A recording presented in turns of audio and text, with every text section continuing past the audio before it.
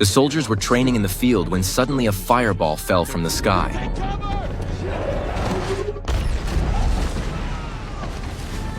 As the smoke cleared, a massive yellow robot appeared before them. It was Bumblebee. The officer froze in place, unsure of what to do, while Bumblebee, hearing the sound of reinforcements approaching, panicked and fled into the jungle. By the time the officer reacted, he quickly led the reinforcements in pursuit. Before long, they caught up to Bumblebee, who suddenly transformed, right before their eyes, into a jeep. Under heavy attack from the soldiers, Bumblebee had no choice but to flee desperately. After dodging a shell, he swung a 16-foot-long sword and cut down 2 massive trees, temporarily blocking the soldiers' path. But he hadn't gotten far before the soldiers caught up again. Planning to escape into a mine, he was suddenly slammed by an armored vehicle. The soldiers quickly surrounded him. Just then, Bumblebee spoke.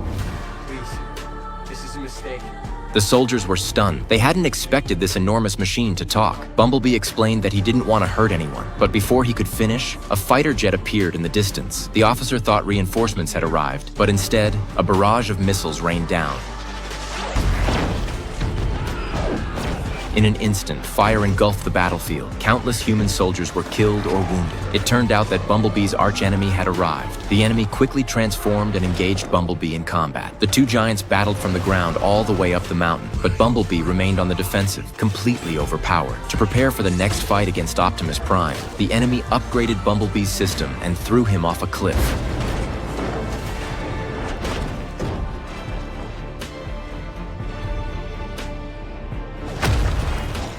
Just as the robot was about to finish him off, Bumblebee summoned all his strength for a final strike.